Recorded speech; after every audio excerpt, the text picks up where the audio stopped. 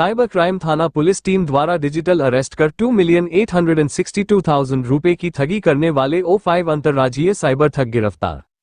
श्रीमान पुलिस आयुक्त व अतिरिक्त पुलिस आयुक्त कमिश्नरेट प्रयागराज के निर्देशन में व पुलिस उपायुक्त गंगानगर नोडल साइबर के कुशल पर्यवेक्षण में व सहायक पुलिस आयुक्त क्राइम के कुशल नेतृत्व में साइबर क्राइम थाना पर पंजीकृत मु 00-0-43-2024 धारा 351, 3, 319, 2, 318, 4, 308, 2, भा 0-0 व 66, C, 66, D, I0T0X से संबंधित O5 अभियुक्त 1 कौस्तुभ गुप्ता पुत्र स्व 0 लखन गुप्ता निवासी स्थायी पता ग्राम माधवगढ़ उरई जनपद जालौन वर्तमान पता मूनकोट O3 plate number 1503 JOPO greens greater Noida U0 2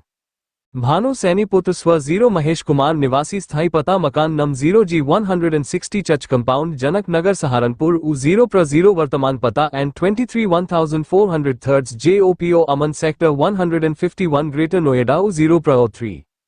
अनुराग पुत्र श्री विनोद निवासी J211/1 करतार नगर 13 नंबर गली दिल्ली 4 शनि झा पुत्र श्री दुर्गेश झा निवासी 89A योगेंद्र बिहार खायपुर नौबस्ता कानपुर नगर U0 5 हिमांशु कुमार पुत्र श्री शिव कुमार निवासी स्थायी पता ग्राम सराय मित्र तहसील भरथना जनपद इटावा U0 वर्तमान पता 822 गली नंबर O1 अम्बे एनलेव चौहान पट्टी असम्बेली करावल नगर दिल्ली को आज दिनांक 30 जुलाई 2025 को थाना साइबर क्राइम पुलिस टीम द्वारा गिरफ्तार कर नियमानुसार अग्रिम विधिक कार्यवाही की गई।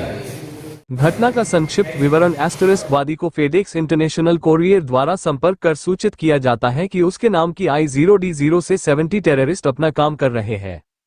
जिसमें से एक पार्सल जो कि मुंबई से ईरान जा रहा था जिसमें ड्रग्स पाया गया है। आपकी I0D0 के कारण आप बुरी तरह फंस गए हैं और क्राइम ब्रांच के अधिकारी आपसे इस संबंध में बात करेंगे। ऐसा कहते हुए वह व्यक्ति वादी को स्काइप पे प्लेटफॉर्म के माध्यम से O4 फेक क्राइम ब्रांच अधिकारी बनकर वादी को गिरफ्तारी का डर दिखाते हुए धमकाकर वादी से दिए खातों में 2,862,000 रुपए ट्रांसफर कराया गया। दर्पण हिंदी दैनिक खबरें लगातार चैनल D24 न्यूज सच के साथ प्रयागराज संपादक सोमराज स्वर्णकार। 20 सितंबर 2024 को साइबर थाना प्रयागराज पर एक FIR हर्ष भट्ट द्वारा दर्ज कराई गई थी, जिनमें उनके द्वारा बताया गया था कि 6 सितंबर 2024 को उनको एक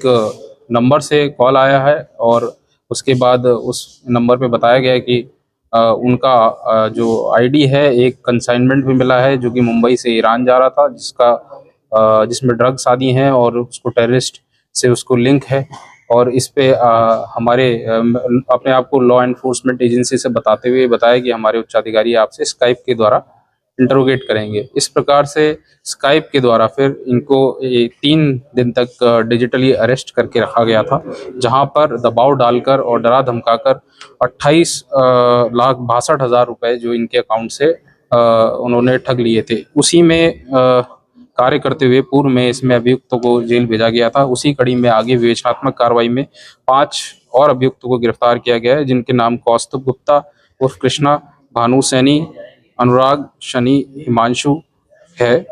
ये लोग इस घटना में जो इन्होंने इनके अकाउंट के माध्यम से और ये पूरा जो एक नेटवर्क है उसके ये पार्ट थे जो साइबर ठगी हुई थी। और इनके द्वारा जो ये ठगी के से प्राप्त इनको जो लाभ था उससे इन्होंने जो चीज़ें खरीदी थी उनकी बरामदगी इनसे की गई है, जिनमें एक iPhone 7 एंड्रॉयड फ़ोन और एक रेंज रोवर गाड़ी, एक मर्सिडीज़ बेंज गाड़ी, एक टाटा सफारी, इसके अलावा एक ATM 14 सिम, एक पॉस मशीन और 5 चेकबुक भी इनसे बरामद हुई है। ये टेलीग्राम ऐप के माध्यम से विभिन्न इंटरनेशनली जो ठग हैं उनसे कनेक्टेड रहते थे और उनके साथ संलिप्त होकर ठगी की घटनाएं करा करते थे। तो ये एक बड़ा साइबर ठगी का एक नेटवर्क है जिसपे थाना साइबर पुलिस की टीम द्वारा इसमें कार्य किया गया है और इसमें और भी आगे के और पीछे के लिंकेजेस पे कार्य किया जा रहा है, जिसमें और अग्रिम कार्रवाई इसमें लगातार की जाएगी। जैसे कि मैंने बताया कि ये सब ऑनलाइन एक ठगी का माध्यम था, जिसमें टेलीग्राम ग्रुप के माध्यम से जुड़े हुए थे, जिसमें विभिन्न देश, जिसमें साउथ ईस्ट एशियन कंट्रीज के भी लोग शामिल हैं। और ये एक well organized cyber crime gang है, जिसको ये कंपनी के नाम से बुलाते हैं, जिसमें साइबर स्लेवरी और म्यूल अकाउंट्स इत्यादि सभी जो चीज़ें हैं वो उसमें शामिल हैं। तो ये एक बड़ा नेटवर्क है, इस पे कार्रवाई की जा रही है। किस तरह का साइबर अरेस्ट किस तरह का होता है, कैसे लोग फंस जाते हैं, इसके लिए क्या कहेंगे? साइबर क्राइम विभिन्न प्रकार के होते हैं, जिसमें हाल फिलहाल में कई प्रकरण डिजिटल अरेस्ट के देखे गए हैं, जिसमें कई प्रकरणों में लोगों की जान भी गई है। यह जैसा कि मैंने बताया इस वाले प्रकरण में अपने आप को लॉ एनफोर्समेंट एजेंसी बताते हुए और इनका आईडी का इस्तेमाल टेररिस्ट एक्टिविटी में यूज होने का बताते हुए एक ऑनलाइन माध्यम से इंटरोगेशन का इनको दबाव डाला गया। इसी प्रकार से जो डिजिटल अरेस्ट है वो यही होता है कि अपने आप को कोई लॉ एनफोर्समेंट एजेंसी का व्यक्ति बताते हुए व्यक्ति को दबाव में डालकर एक कमरे में कैद कर दिया जाता है। उसकी मर्जी के विरुद्ध उसको वहां से हिलने नहीं दिया जाता और उसको डरा धमकाकर उससे पैसे वसूले जाते हैं और जब तक उनके पूरे पैसे वो नहीं ले लेते तब तक उनको वो अपने जाल में फंसाए रहते हैं। तो इसी प्रकार की जो घटनाएं होते हैं उसे डिजिटल अरेस्ट कहा जाता है।